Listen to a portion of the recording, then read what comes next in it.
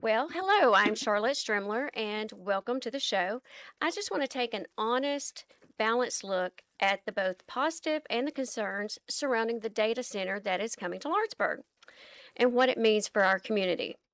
If you know me, you know I'm not lining my pockets, and I'm sure my guests aren't either, but we're going to talk about it.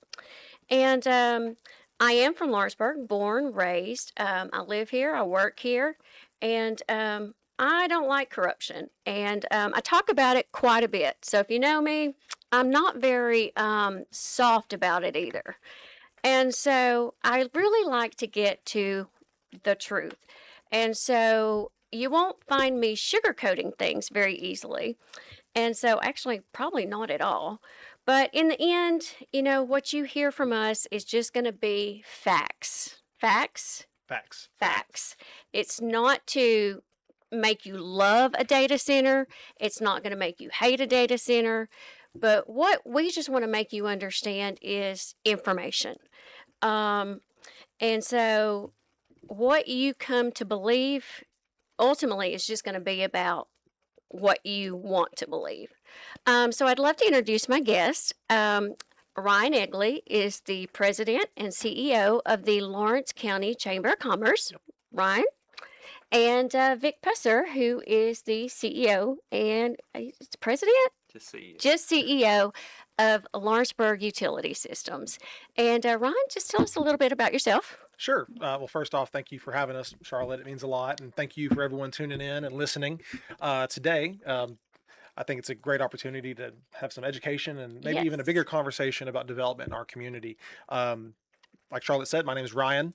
I've been at the chamber now working on a full-time basis. This is my 11th year. Hard to think about.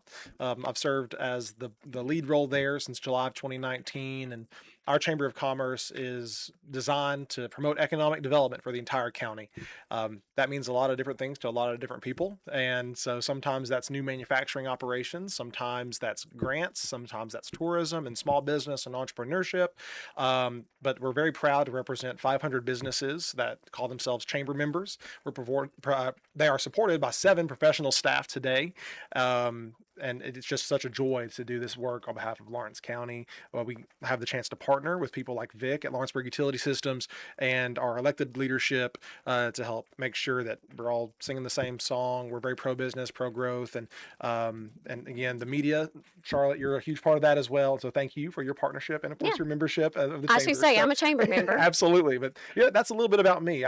That's my business. Now, personally, born raised like you, right here in Lawrenceburg, and just love it here. So. Well, and your mother was my, it's going to tell my age here, was my English teacher when she was pregnant with you. Mm-hmm. So I always like to have a funny haha about that. Yep. But who is it? I'm just going to put this out there. Sure. Who's in charge? Who do you answer to? Sure. So I have a board of directors. Okay. They're made up of all the mayors of the county, so that includes the county executive and then the mayors of all the cities. So the city of Lawrenceburg, city of Loretto, city of St. Joe, city of Etheridge. I have 2 ex officio members that are not elected, but by virtue of their position, they're on my board. That does include Vic at Lawrenceburg Utility Systems and Mr. Michael Atkins, the director of schools, Okay. and then Mr. Steve Hill. So there's actually 3 ex officio. My apologies. He's the chairman of the Joint Economic and Community Development Board of Lawrence County, which is a public board.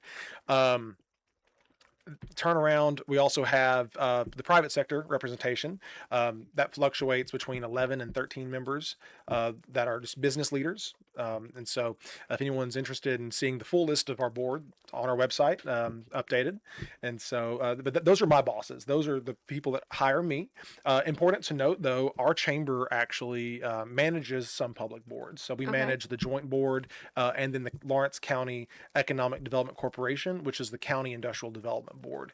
And then we work very closely with other IDBs in the county, namely the City of Lawrenceburg IDB and the Loretto IDB. Every city has one. Okay. So if we want to get you in trouble, we go talk to all those people. Sure.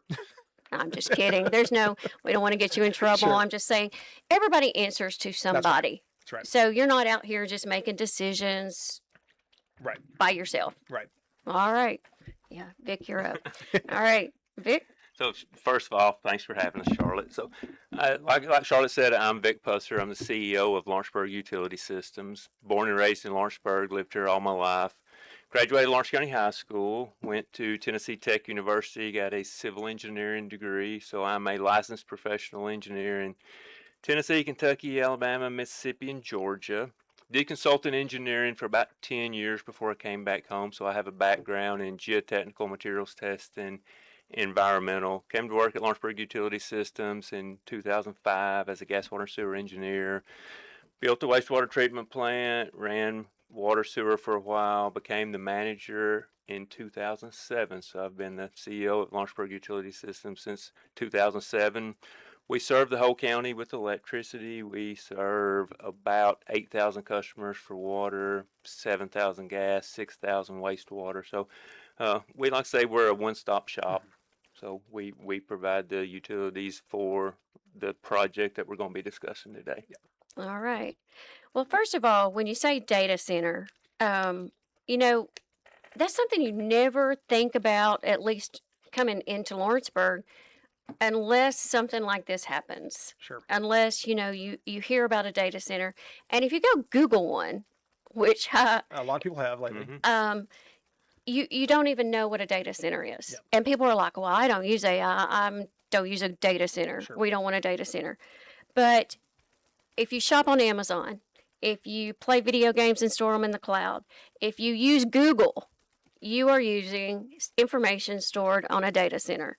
And data centers, even though there are so many of them, it's not a one for all, Right. fits all. Yep. Data centers are, of course, popping up everywhere because people consume more information today than they ever have in history. And so, Ryan, tell us a little bit about this data center that is coming to Lawrenceburg. How many acres it's on? Yep. How big is it going to be? So just the general information about this data center. Well, if it's okay, I'd like to go back to the beginning of this project in particular because it was different than most of the other industrial development or Okay, data projects that we've absolutely. seen. So important to note that we've been watching data centers develop in the Tennessee Valley region for the better part of a decade. Okay. A very large Meta data center in Gallatin, very large one down in I think Scottsboro, Alabama. Look at what Google's doing in Clarksville. Look what they're doing in Huntsville with their data centers there. And those are massive facilities, millions of square feet. And I don't know, Vic, probably for 10 years, we've kind of said, we'll entertain one if they ever came knocking. And just to be Right. blunt, no one's ever really come knocking. About 3 years ago, though, what we saw happening was the AI revolution and then the need for additional computing power and cloud storage.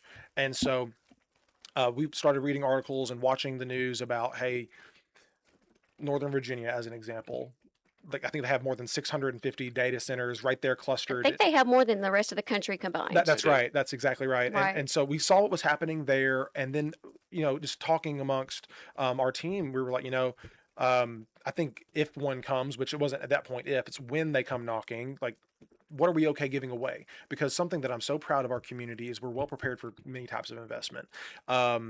Vic has 6 substations, 6 million gallons of excess water capacity. Your sewer capacity on Industrial Park, Vic, is what, 8.5 or 9 million gallons? Right. Yeah, a day, and then we have abundant natural gas resources. And so when we're talking to manufacturers, the utilities oftentimes aren't even a question, unlike many of our competitor communities, right? When we're competing, whether it's a Murray County, which is having water issues, or Right. other Well, counties that, so going back to yeah, that, when a business first approaches you, and yes, this is one of the things I was going to start with sure, as well, any business approaches you. yep, How do you go about deciding whether, and I know you're yeah, talking, yeah, this is how yeah, you go. Doesn't matter if it's a data center, right, doesn't matter if it's a Craig right. Manufacturing or a Magna. How does that process start? Yeah, great question. So it starts in one of two ways: reactively or proactively. Reactively is the primary method by which it happens. That's because we have people working on our behalf every day, whether it's at the Tennessee Valley Authority. They have a team of target market specialists that are going to generate leads and recruiting businesses to the Valley, or there are the directors of business development at the State Department of Economic and Community Development. Every day they're out beating down the doors saying, hey, come invest in Tennessee, right? So they're helping generate the leads. And as they get those leads, part of our job is to maintain relationships with those people so that when someone does contact them, they know, hey, Lawrence County's ready. Ryan and Ben and Vic are top tier talent, and they're reliable and they know how to make a deal. And so a lot of times they'll call us and then we will respond to that. Again, that's reactive. There is a proactive methodology there as well. Which is we're going out and maybe we're beating down the doors. And so, for example, next week Ben and I will be with a whole lot of site selectors in Dallas, Texas, trying to tell them like, hey, we have land available in Lawrence County for business. We have a ready workforce. We have prepared utilities, and we are still open for business in Lawrence County. So again, there's the reactive and proactive. And there's a part of that too that I didn't mention. It's also kind of reactive, but the existing business growth, which is where we see most of our businesses growing, right? Like lumber liquidators happened because we had cabinets to go, so it was an expansion, or the recent Right. Craig manufacturing expansion. So but those don't get as much headlines, but they are very, very important. Right. So, but again, reactive. And so that's just being there, picking up the phone and saying, hey, we're open for business. What do you need to know to make sure that you can do the business here? And so going back to 3 years ago when we knew data centers, it wasn't if, it was when.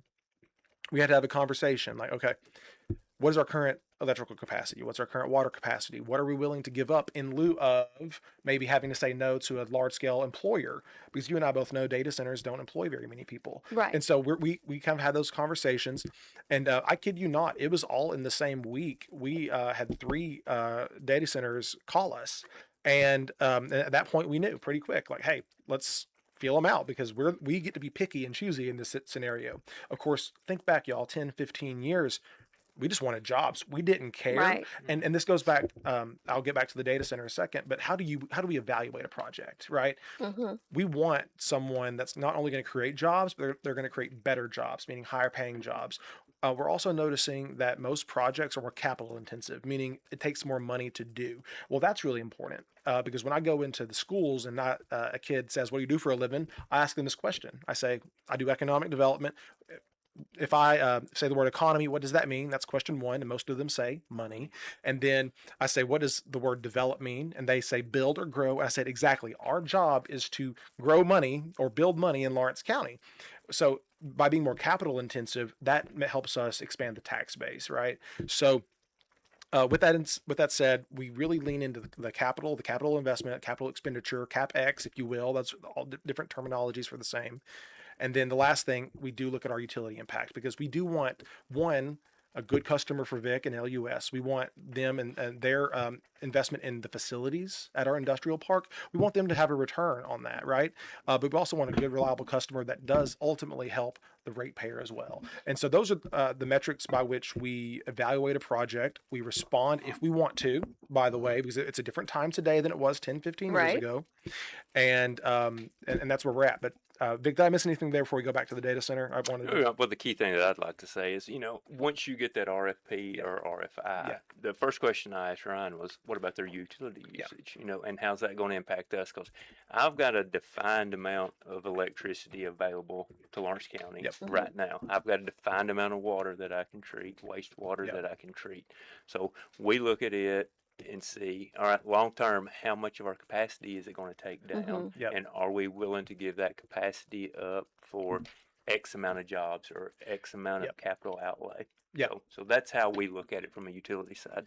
Yeah, Okay. no, exactly. But the data center specifically, going back to that 1 week last year, it was about 14 months ago, if I'm not mistaken, maybe 13 months ago.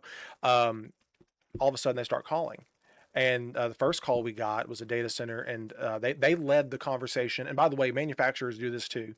They led the conversation with what will you give us from a power or land perspective, and what kind of incentives do you offer? Okay. And immediately we're turned off by that because we don't want a business to come in and just ask that question. Right. We want someone that can partner to help us grow our community Right. together and be good corporate What are you citizens. going to give us? That's right. So I don't mind telling you that data center in particular, I think wanted like 100 megawatts of power, if I'm not mistaken, and a couple dozen employees, huge capex, which is attractive, by the way. Right. Like, don't get me wrong, but it wasn't something that we kind of thought, we've just been working to develop this land. We want a large scale employer, not just a big data center. Which, okay, so I'm gonna Yeah, I'm gonna these questions they have never heard. Okay, I'm just gonna put this out there because I'm just gonna take my gloves off. Which sure, I have been hanging out with some people lately, sure. different people than other people might be thinking. But I want you to explain when you brought it up.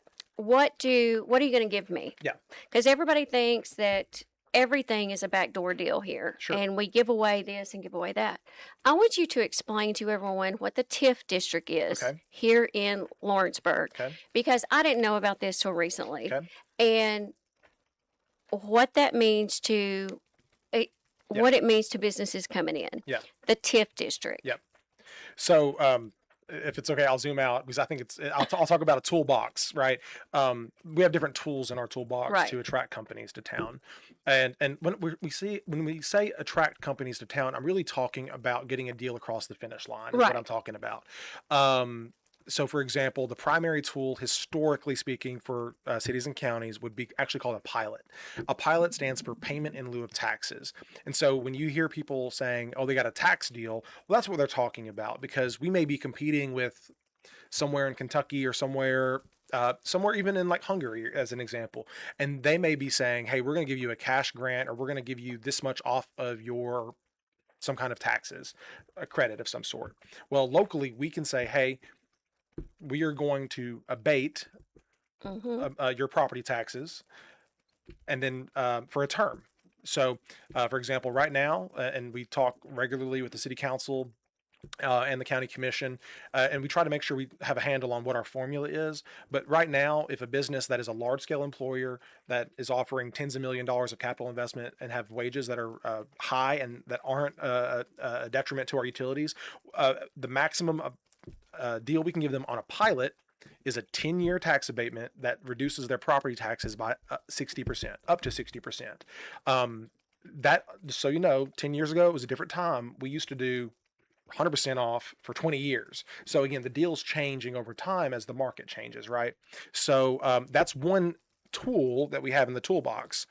We also have, like you mentioned, a TIF district, and TIF stands for tax increment financing. What that means is back in 2000, I think it was 10, the city and the county got together and said, we are going to say, here's our industrial park, here's a map. We are at the city and county, we're going to freeze what we realize on property taxes. So, for example, let me think of a business in the district real fast. Fiesta Mexicana's in the district. Okay, so that business, let's say that business, and sorry, Fiesta people, if you're watching, love you guys, but let's say they pay $1,000 in property tax annually. Well, by doing a TIF district, we said, and this is 2010, okay? TIF district, the city and county says, we're only going to take $1,000 to our general fund from that TIF district for the next 20 years. And then as we grow, as things appreciate, so today, let's say they're paying $2,000. That increment, so the tax increment, is going to go into a development fund to help build industrial parks or incentivize companies. Don't mind telling you, our TIF has been pretty much inactive for the last 6 or 7 years. We've used different mechanisms to close deals. We haven't done that. We have used the TIF financing for like new hotels, for example, which basically is saying, hey, this property is generating $0 to the city and the county. Let's build a $13 million hotel on it. And then guess what? They're going to be paying property taxes. Well, the city can borrow against the future revenue of that to provide as an incentive to get the land ready or help build the public infrastructure to it. Does that make sense? It does. Now, Yeah. what you said, I'm Yeah. going to repeat back to you. You said property taxes. Yes. You Yeah. did not say personal property tax. Oh, so personal property tax is included on the pilots. It's not regularly Okay. included on TIF. And so it's important to note in the data center world, you have a building and then you have all the servers and equipment inside. Right. And so the building costs money, right? But the real value is the personal Right. inside. So are they going to, like, when do they get tax um, breaks on everything for so Nope, many years? No. No, nope. We not did for not data have. centers. Yeah, we did not have to do that. This data center coming in does not get a bunch of tax breaks. No, No, No personal property tax breaks. nope. nope. So to put it into perspective, y'all will know this because your property is being reappraised as part of the reappraisal process. There's going to be a new equalized tax rate that will be adopted by all the cities and the county in June. We have an estimate of what that's going to be, Yay. and Thank you. I know. Thank you. Yeah.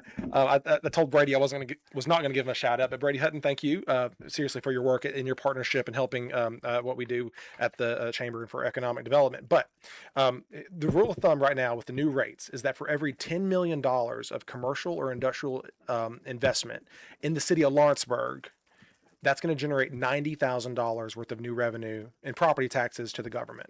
Right? Does that make sense? Okay. So for easy math, let's say it was 100,000 instead of 90.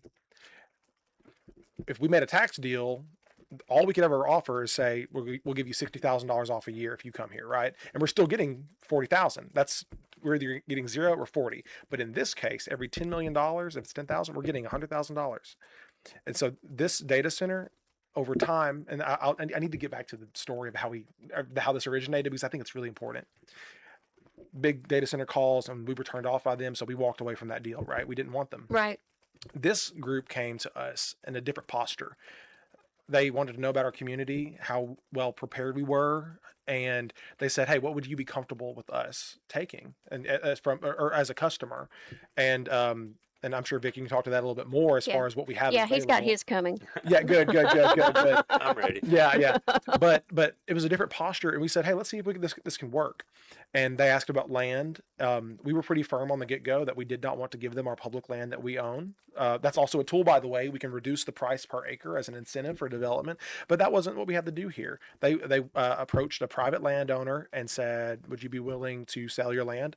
They said yes. 6.5 acres, to answer your question directly, is what they purchased, and they did not ask for any kind of tax deal. So from day one, this thing is a benefit already. Um, so, but again, the group was really, really good. And on top of that, they wanted to know what kind of data center is good for your community, like what works for you guys. And so this would be a cloud storage data center, not AI or anything like that. It's not a hyperscaler. It really is just backup storage for maybe some clients they have in the region. And so again, it's totally different than what you're seeing online and everyone would portray, which is why I responded online this weekend. You responded quite a bit. Yeah. And it's a 60,000 square foot. And that's what's cool too. That they are still looking at the scale, but yeah, Okay. we expect it to be somewhere in that Is that scale. about what, the size of Walmart? So 60,000 square feet. If you remember where Craig Manufacturing is before they Mhm. expanded, that building is 60,000 square feet. Now that building is way taller. This building would only be somewhere in the 25 to Yeah. 28 foot tall, but about the size of Craig Manufacturing. Of course, a little bit smaller because they just added some square Right. footage. All right. So that's the story of how they got here. Yeah, and then again, we connected them with landowners, connected them with the right people at LUS, and Well, yeah. and they picked a site that the infrastructure was already available. Yeah. You know, we had power there, we had water, we had gas, we had sewer, so it didn't require any upgrades. Yeah. And we had the capacity that they were looking for. Yeah. Well, and it's also it's not a very big residential area close by. Right. How many houses are I- adjacent to? to the north is Magna. To the east is Memorial It's Gardens. To the cemetery. south side, additional farmland. It's bounded on the west by the railroad, Railroad. of course. There are some residences on the just on the other side of the railroad on Flatwoods Road. And just so you know, we've talked with them throughout the process. So yeah, All right. I'd say there were 4 residences within a half mile. Okay. That's kind of what I was hearing. So Vic, where does all the water in Lawrenceburg come from? So Lawrenceburg's blessed to have 2 water sources. Okay. So we take water from Shoal Creek, which Okay. is surface water, and we take water from Hope Springs. So we've had a spring at Hope Springs since the early 1900s. So our water plant was built when Murray came into town. So it's Okay. an older water plant, but it's a very good water plant. Actually, we're in the process right now of designing a new water plant. Should be breaking ground on a new multi-million-dollar state-of-the-art plant within about a year and a half. Yeah. But we can treat about 9 million gallons of water a day, and we get about almost 2 million gallons a day from Hope Springs. We get the rest from Shoal Creek. Right now, we're pumping, on a day like today, we're probably pumping 2.6, 2.7 million gallons a day. So we're sitting on about 6 million gallons of excess capacity a day that we can treat at our water plant. Where's it stored? So we treat water and we have 9 water tanks. So if you look at Walmart, that's 1.5 million gallons of water that's in the air. We have a tank as far north as Etheridge. Just received a grant building a new water tank in Etheridge, so we're going to double the size of that tank, run them as sister tanks, so we'll have double the capacity in Etheridge. Farther south we go is the college with the water tank. Out west we have Gore Road tank, and then we have Fall River tank. So we have nine water tanks, about 6 million gallons of water in the air of storage. So right now, according to the National Weather Service and EMA Director Shelton Barnett, we are in a sort of a drought season, Right. which, we're still in kind of the spring, but say we get into a major series of droughts. Is that going to be any kind of issue for us? See, I don't think so. I've been working at Lawrenceburg Utility Systems since 2005, and we've had several droughts within that time. We have never issued a conserved water. When there's surrounding areas, surrounding counties, water districts within Lawrence County issue those all the time. We have never had to issue a conserved water. We have never come close to running out of water. We're blessed. Shoal Creek is an amazing water source. Hope Springs is an amazing water source. Yeah.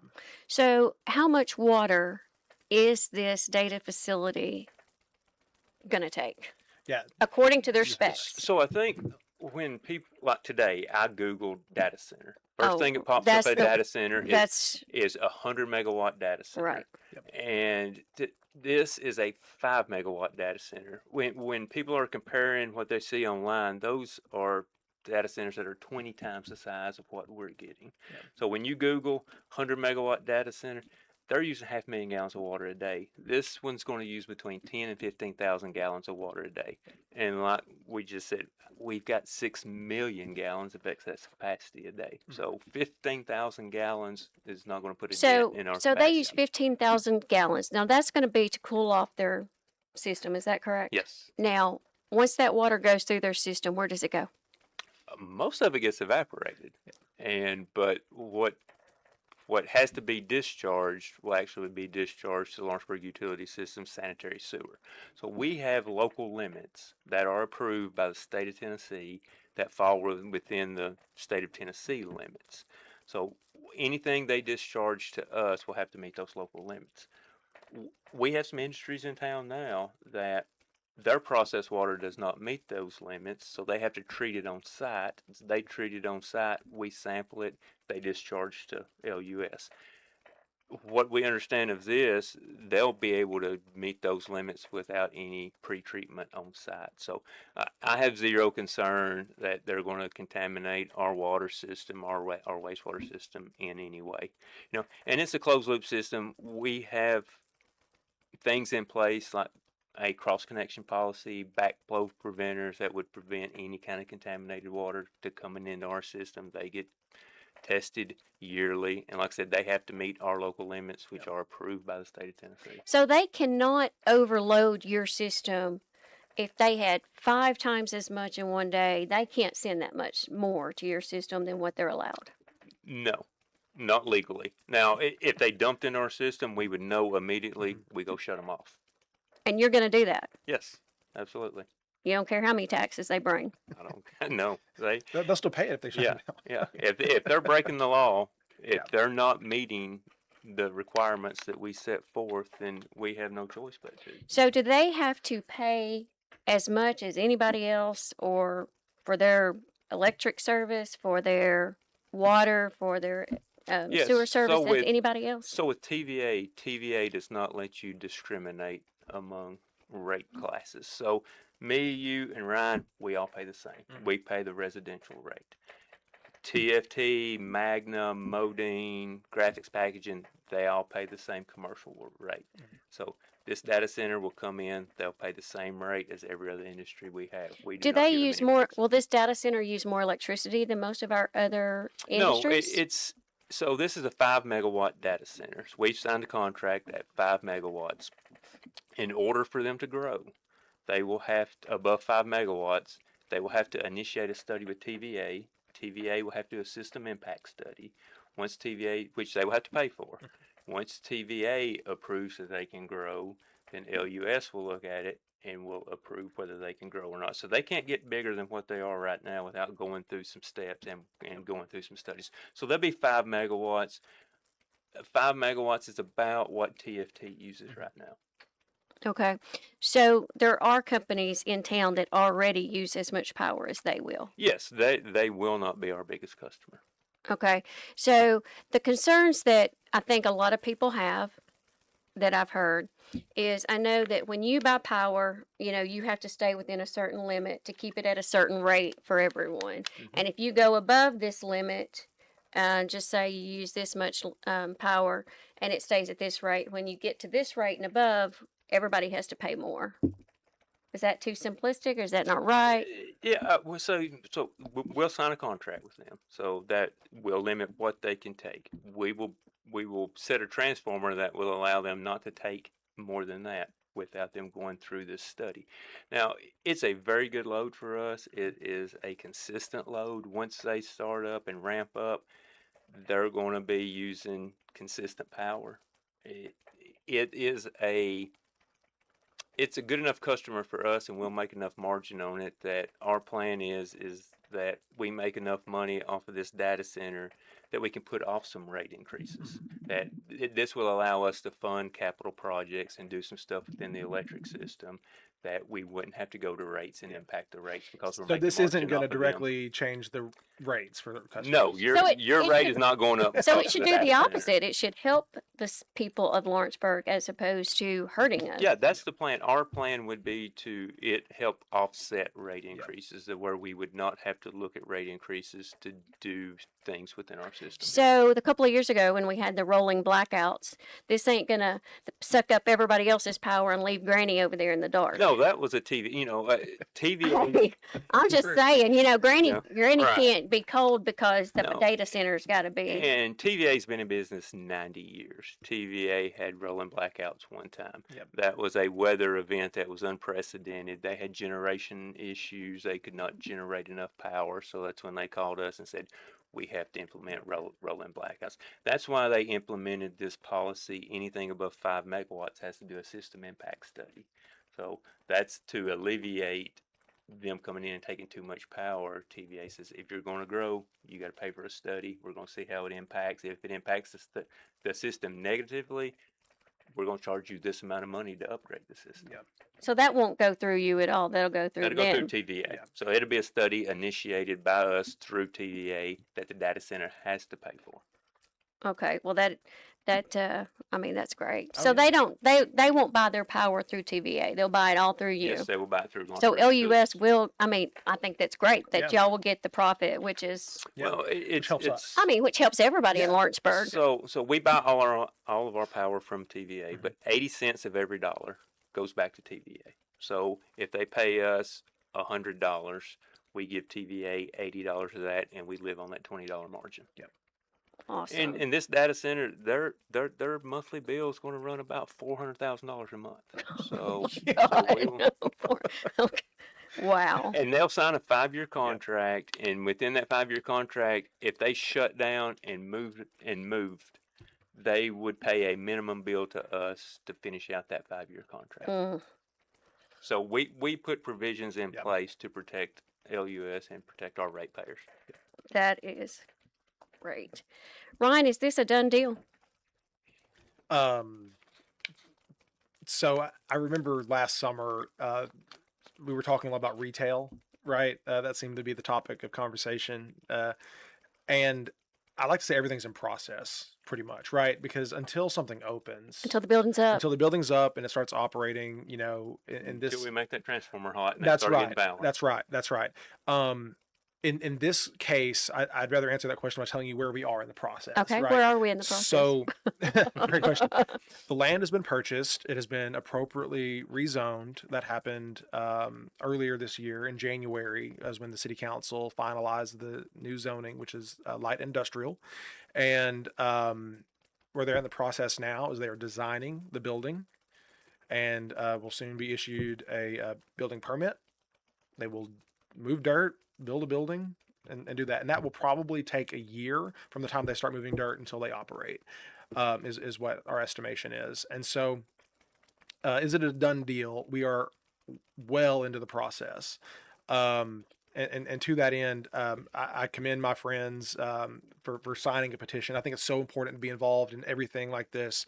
Um, Effectually, the public process is done, and because there were no public incentives or any public land given, there's only one process, and that was the rezoning, right? So, um, Yeah, we're going to talk about that here in a yeah, second. sure, sure, Yeah. but that was kind of that's where we And sit. yeah, and people want to know, is there anything they can do to stop this from happening?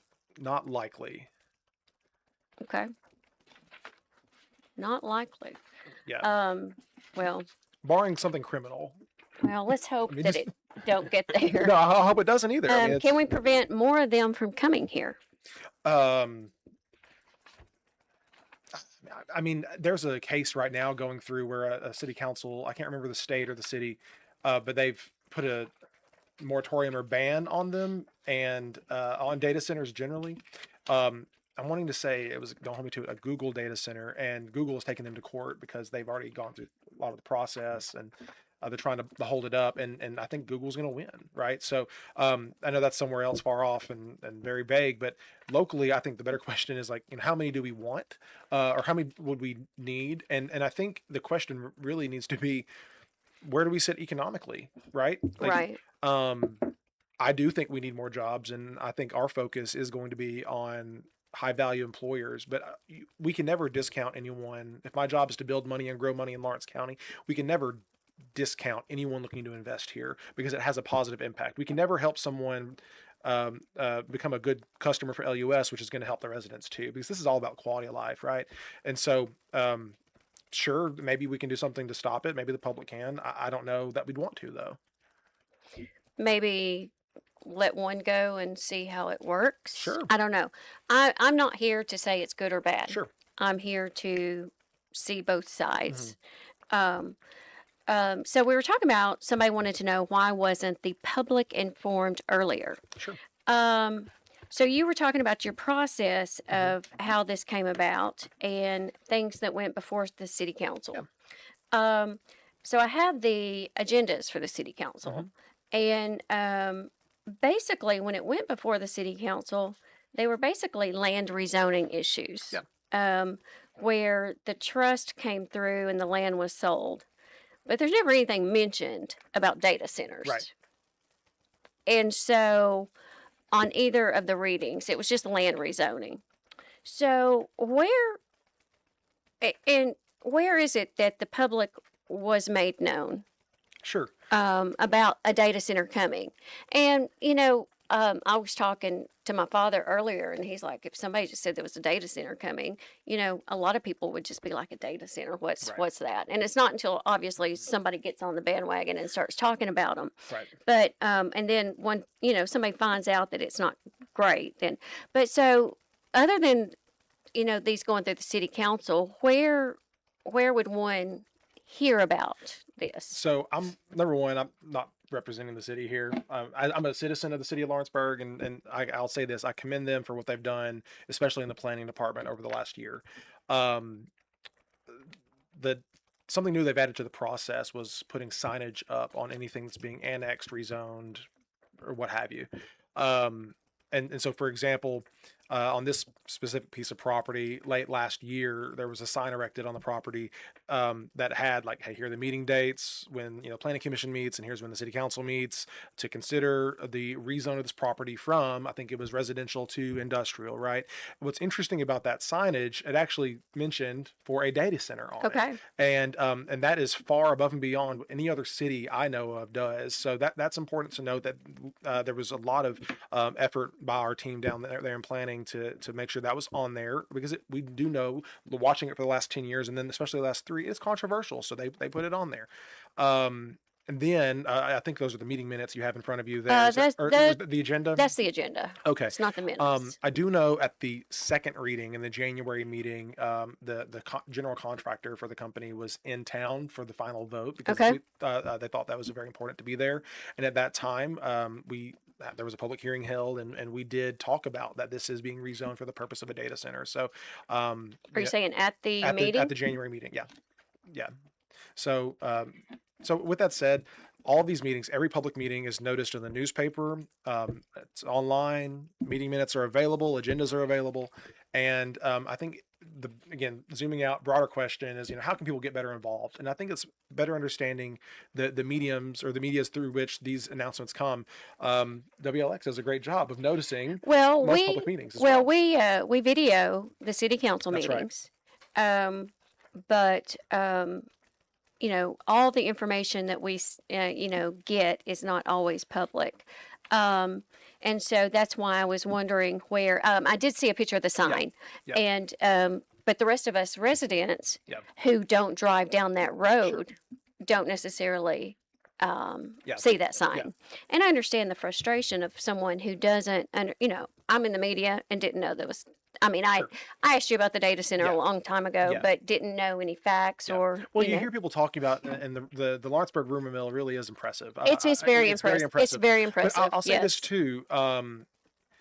Economic development projects have to be confidential for a long time for a number of reasons, right? Whether it's a competitor that may also be trying to enter the market, whether all of a sudden, the land value next door that they may need to expand is going to triple or quadruple in price, which is a threat to the deal, right? So we have to maintain a pretty tight lip, or close to the vest posturing a lot of times, to help get these projects through. This was not one of those, again, because we've talked pretty openly about it from even the process, and what's even funny, we haven't even formally announced this project yet. And so, in my industry, doing an interview like this is actually looked down upon, because we have not formally worked with the company to have an announcement. And I do think that this is an important conversation, though. That's the reason we're talking about it, because we want people to be informed about what is happening or coming to our community, and we also hope they see the benefits of it in our community as well. So, so someone's asking, why has there not been a town hall? Sure. Which I know we went all the way around it, and we were talking about, there was on January 8th. Mhm. You said there was a public hearing Yep. inside the city council. Yep. So it looks like January 8th. Yep. There was a call. Was that on the same morning? Yes. Supposed to be the hearing? Yep. Yep. Okay. I'll have to go back and watch that, because I know we videoed it, but I don't think it was And there. just, I don't mind telling you how that looks in a city council meeting. Is typically they have a slew of business before it gets to all the ordinances that need to be passed, and anything that requires a public hearing that's on the agenda, they will call for that before the ordinances are read by the city attorney. Uh-huh.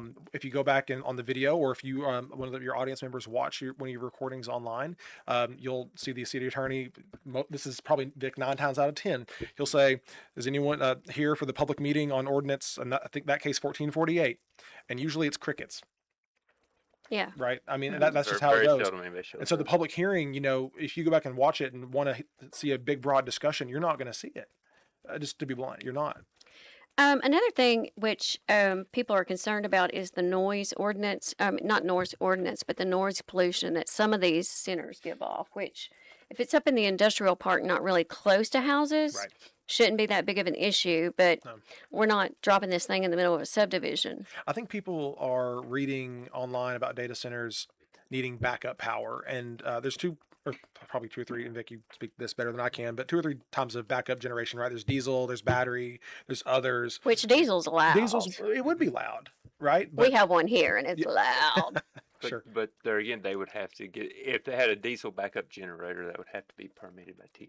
Yeah. They would have to get an air permit. So, because I mean, I've seen some. I mean, looked at some of those links that Yeah. people posted, Oh, and yeah. those. Oh, I mean, the buildings were making people's houses vibrate. sure. So But those are typically the big hyperscalers, Mhm. the 100 megawatt. Those are 20. those are not our five. No, those are 20 times Okay, the not size our of this five one. kilowatt. That's not I our mean, I want five. to make sure because Yeah. um, well, and it's not going to overload our local power grid. No, about 3 years ago, we put our Markfield substation Mhm. online up at Crossroads, and that took a lot of strain off of the Collins substation. So we've got about 50 megawatts of capacity in the Collins substation. They're taking 5 of that. Okay. Um, well, if they aren't going to take any extra power, if there is any extra uh, power, I mean, obviously they would have to pay for their own Right. Yeah. extras. If we had to upgrade the system, we would do a estimate. We would Yeah. take that estimate to them and say you owe this amount of money in the aid to construction. We Yep. would charge it to them. If they paid it, we would do the work, upgrade it, and they could grow. Yep. That's after they did a study with Yep. TVA. Yeah. And I do think, again, people are reading online in communities that have not done the due diligence or they aren't prepared. You know, the system may be footing the bill for it and then spreading that across their existing ratepayers, which is why people are reading, oh, data center comes to town, rates go up. And that's not, again, that's not true in every case. I'm not saying it hasn't happened, just to be clear. Like it might have happened, probably did happen, but that's not the case in our So situation. one thing if this was a 100 megawatt data center, they would use more power today than what all of Lawrence County did. So on the blue sky today, like today, nice day, we may be using 80 megawatts of power. The most power Lawrence County has ever used is about 132 megawatts. We would not want a 100 megawatt Right. data center coming in that would use more power on a daily basis than our whole county did. Right. So Well, I think that that's the main concern is Mhm. that, and especially the unknown. Yeah. You know, I mean, like I was Googling, there we go, I was using a data center, sorry, about this. I think currently Google says we have 61 data centers in Mhm. Tennessee. I didn't know there's 5 in Franklin. Yeah. And, didn't know about it, didn't know. But it's kind of like you have to have them. Right. I personally wouldn't want to live right by one if Sure. it was loud, but it's like an interstate. You don't want to live by an interstate, but you got to have one. Yep. And so just want to, is it good? Is it bad? I think, how much tax revenue does it generate for Lawrence County, Lawrenceburg? I Right. mean, it seems like a Yeah. bunch. Yeah. Seems like Exactly. LUS can make money. Right, we're That's making great good for the money. city. Yeah. If you want better roads, better schools, better parks, a more stable, base of electric rates, I mean, So, what are we actually giving up having a data center here? I think opponents might say, they're taking the farmland, and I hate that argument, and I also hate that a lot of times there are people that come in and buy and take up farmland, right? And so I think the bigger discussion to be had is about future land use out in the county specifically. In the city, it's different too. So that would probably be the only thing we're giving up if I had to. There was a similar situation someone brought to my attention about a plant that was brought here in the 70s. And good or bad, I mean, Yeah. was it good? Was it bad? Right. Different industries, different times. And But they change. and the change. Nobody likes change. It's Very, hard. very few people like Yep. change. So this, I don't know. I don't know if this changed anyone's mind. I don't know. I think I answered a lot of questions that were brought, but I can only say anyone who wants to know more, get involved more. Make sure you ask more questions. I would say make sure you vote. I would say make sure Ryan's pretty available. Call and ask questions. Yeah. Vic's hit or miss. I don't know. I mean, And every city commission meeting, every county Yeah. commission meeting, every LUS board meeting has a public comment period. Yep. That you can come in, sign up, and you can get your 3 minutes to talk Yep. about anything that's on the agenda Yep. or anything in general, you Yep. know. You have the opportunity to have a voice Yeah. during those public comment periods. Yeah. Well, if that's all, anybody have anything? I would like to just say, I don't want growth happening to us. I want it to happen because of us, and I want to direct it the way that we as Lawrence Countyans want to go, right? Like, we're all three born and raised here. We want to see it stay the same and be the Lawrence County that it's always been, but we also have to look to the future because, you know, I want people to be able to have economic opportunity and have a higher quality of life. And so, with that in mind, it is important to get involved. And I think there's going to be some opportunities in the future to do that. But I do hope everyone at least hears our perspective on it. And if anyone does have any follow up questions, I'll be honest, I don't do Facebook Messenger often, but shoot me an email. It's ryan@lawcotn.com. That's RYAN at lawcotn.com, and I do my best to respond to those. I'm glad to sit down, have coffee or whatever. So Awesome. Vic? Well, at LUS, we try to be good stewards of our resources, and we look at every project as it comes in. We want growth, but we Yep. want thoughtful and sustainable growth. Yep. Absolutely. So it's we take it each project one by one. We don't throw a blanket over it, and we talk through it with Ryan, with the chamber, with our board, Yep. with the city. So there are multiple levels that we evaluate everything, and Yep. and we make the best decisions that we think will Yep. benefit Lawrence County moving forward. So Not so corrupt, is it? depends on what day. No, I'm just kidding. I'm just kidding. I'm just kidding. No, and it's Lawrence County is beautiful, Oh yeah. and the last thing it very few people want to do anything that disrupt your city Yep. and disrupt your county, especially ones you live in. Yeah.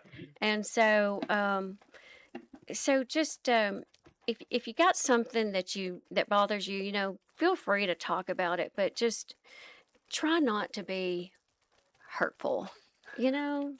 So with that in mind, I just want to thank you guys for being here, Sure. Thank you and for having us. and we appreciate you watching. Thanks so much.